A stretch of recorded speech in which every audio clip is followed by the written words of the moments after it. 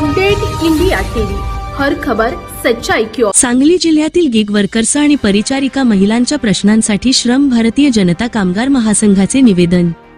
श्रम भारतीय जनता कामगार महासंघाच्या वतीने सांगली जिल्ह्यातील गिग वर्कर्स तसेच जिल्हा परिषद आरोग्य विभागातील अधिवक्त, कंत्राटी, परिचारिका महिलांच्या विविध प्रलंबित प्रश्नांबाबत सहाय्यक कामगार आयुक्त सांगली यांना मंगळवारी 14 जुलैला निवेदन देण्यात आले। महासंघाचे सचिव कामगार नेते अमितदादा कदम यांनी दिलेल्या निवेदनात सांगितले आहे की जिल्ह्यात मोठ्या प्रमाणावर फूड डिलिव्हरी, कुरिअर व इतर ऑनलाईन सेवा देणारे गिग वर्कर्स दिवस रात्र काम करत असूनही त्यांना आवश्यक कायदेशीर सुविधा मिळत नसल्याची बाब समोर आली आहे। त्यामुळे संबंधित कंपन्यांची चौकशी करून गिग वर्कर्सना न्याय मिळावा अशी मागणी करण्यात आली आहे।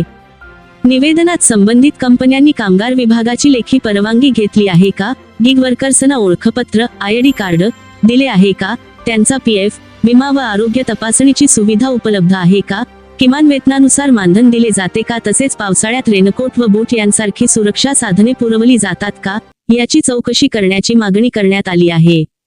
याचबरोबर दुसऱ्या निवेदनाद्वारे जिल्हा परिषद आरोग्य विभागातील अधिवक्त, कंत्राटी, परिचारिका महिलांना गेल्या 5 महिन्यांपासून मानधन मिळाले नसल्याचा मुद्दाही उपस्थित करण्यात आला। मानधन रखडल्यामुळे या महिलांवर आर्थिक संकट ओढावल्याचे निवेदनात नमूद करण्यात आले आहे।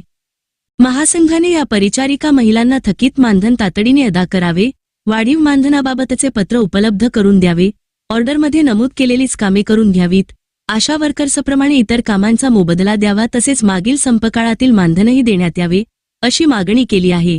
दोन्ही निवेदनांवर लवकरात लवकर योग्य ती कार्यवाही करून संबंधित कामगार व परिचारिका महिलांना न्याय मिळवून द्यावा अशी मागणी श्रम भारतीय जनता कामगार महासंघाच्या वतीने करण्यात आली आहे।